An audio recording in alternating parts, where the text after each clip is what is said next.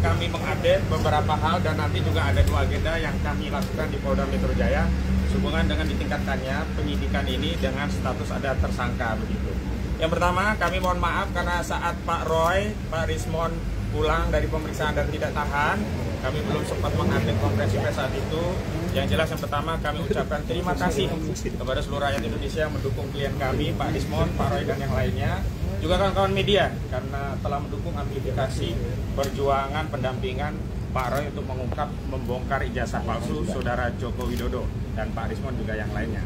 Nah, hari ini kami ada 3 agenda. Yang pertama mengupdate kegiatan advokasi, kedua menyerahkan surat permohonan gelar perkara khusus yang sebenarnya dulu pernah kami mintakan di 21 Juli yang lalu tapi belum ditindaklanjuti oleh bagian Kabawasidik di Reskrim Polda Metro Jaya dan nanti kami akan kirim kembali begitu.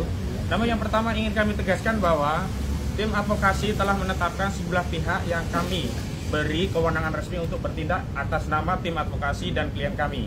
Karena itu kami menghimbau untuk tidak mempercayai siapapun yang mengaku-ngaku bertindak untuk dan atas nama tim juga kasus ini yang berusaha membangun narasi perdamaian dengan siapapun, termasuk ke lembaga manapun. Dan sekali lagi tidak ada perdamaian dengan kepalsuan, tidak ada perdamaian dengan kebohongan, tidak ada kepalsuan dengan ketidakjujuran.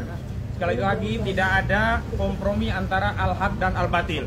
Sehingga kami tegaskan kepada seluruh rakyat Indonesia, Pak Rismon, Pak Roy dan yang lainnya tetap membersamai aspirasi seluruh rakyat Indonesia yang ingin membuka kasus ini sampai tuntas ke akar-akarnya. Jadi kalau ada pihak-pihak yang mengaku punya kepentingan, punya kapasitas atau mengaku juru bicara atau apapun, termasuk kemarin kami komplain Saudara Faisal Assegaf yang tiba-tiba bicara tentang perdamaian, juga Prof. Jimli Asidiki yang bicara tentang mediasi karena ini kasus pidana, bukan kasus perdata. Kemarin waktu saat kasus perdata, Saudara Joko Widodo berulang kali di mediasi justru tidak pernah hadir. Hari ini di kasus pidana yang Saudara Joko Widodo sendiri melaporkan, maka Saudara Joko Widodo harus masuk ke pengadilan. Jadi jangan kemudian membangun narasi untuk mediasi di kasus pidana.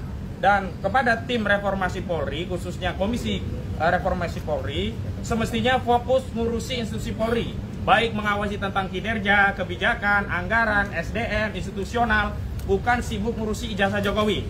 Dan salah satu legasi institusi Polri yang perlu dikoreksi adalah gemar melakukan kriminalisasi. Dan karena kriminalisasi itulah hari ini klien kami, Pak Roy Suryo dan kawan-kawan, menjadi statusnya menjadi tersangka begitu. Jadi sekali lagi jangan lencengkan atau jatuhkan marwah institusi yang baru dibentuk oleh Pak Prabowo untuk mendamaikan ijazah palsu. Sekali ijazah itu diprotes oleh rakyat tidak boleh dihentikan di tengah jalan karena ini harus dituntaskan di era kita, tidak boleh kita wariskan kepada generasi selanjutnya. Yang kedua, terkait gelar perkara khusus, kami sudah mengirim gelar perkara khusus di bagian Wasidik di Polda Metro Jaya 21 Juli yang lalu. Namun sampai hari ini tidak pernah ditindaklanjuti dan kemarin dari penyidik kami disonding untuk menindaklanjuti dan hari ini kami juga akan kembali mengirimkan permohonan gelar perkara khusus yang hari ini kami serahkan kembali ke Biro Wasidik. Dan sebenarnya ini juga sudah kami persoalkan karena dulu sudah ada gelar perkara khusus di Bareskrim ketika penyelidikan itu dihentikan, tetapi kenapa saat di Polda penyelidikan itu ditingkatkan menjadi penyidikan, saat itu tidak dilakukan gelar perkara khusus. Dan dalam sebuah diskusi media bersama kuasa hukum Saudara Joko Widodo, Bung Firmanto Laksana di Kompas TV saat itu juga menyampaikan tidak perlu gelar perkara khusus lah di tingkat ini nanti kalau sudah penyidikan. Dan hari ini sudah penyidikan sehingga tidak ada alasan bagi institusi Polri, apalagi di tengah wacana ya perbaikan kinerja institusi Polri untuk tidak melakukan gelar perkara khusus sebagaimana sudah dilakukan oleh Mabes Polri pada Dumas yang dilakukan oleh TPUA. Dan terakhir berkaitan dengan apa yang kemarin disampaikan oleh Polda bahwa salah satu sebab tidak ditahannya klien kami karena kami mengajukan sejumlah saksi dan ahli.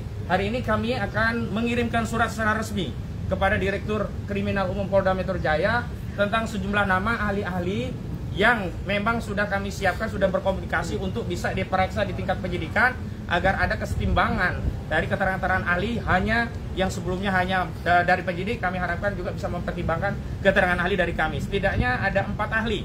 Satu ahli bahasa, ya ahli bahasanya itu forensik, linguistik forensik, mohon maaf ya. Kemudian ada ahli pidana, kemudian juga ada ahli IT. Untuk linguistik forensiknya kami sudah siapkan nama-nama dan nanti akan kami sounding, dan kami sudah meminta agar pemanggilannya melalui kami dengan waktu yang cukup agar nanti kami juga bisa menghubungi ahli-ahli kami. Kenapa demikian? Karena kami juga butuh mendapat persetujuan dari institusi masing-masing karena ahli ini adalah bersatu ASN begitu. Selanjutnya kami juga menyampaikan 11 saksi yang meringankan di tahap penyidikan. Terlepas kami juga nanti akan menghadirkan lagi di tingkat persidangan. Jadi di penyidikan dengan di persidangan kami bedakan. Di penyidikan kami setorkan ke pihak penyidik, di persidangan kami akan persiapkan tambahannya nanti di persidangan. Selanjutnya kami ingin tegaskan di kasus ini ya, peran yang membuat klien kami tidak ditahan adalah dukungan dan doa seluruh rakyat Indonesia. Jadi jangan percaya kalau ada pihak-pihak yang mengaku-ngaku merasa punya peran sehingga klien kami tidak ditahan. Apalagi mengaku-ngaku punya kapasitas untuk menyelesaikan persoalan ini dengan perdamaian.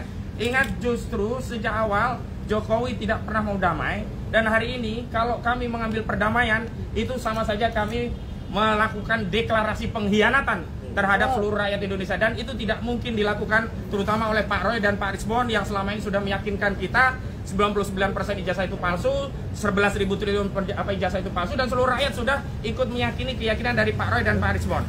Karena itu mohon doa dukungannya, kami akan tetap istiqomah konsisten untuk berjuang untuk membersihkan legasi bangsa Indonesia dari dugaan pernah dipimpin oleh seorang presiden berijazah palsu. Nah, dalam kesempatan ini karena klien prinsipal juga kami ada, kami mohon tanggapannya pertama dari Pak Roy, yang kedua dari Pak Risbon. Silakan. Download Tribun X sekarang. Menghadirkan lokal menjadi Indonesia.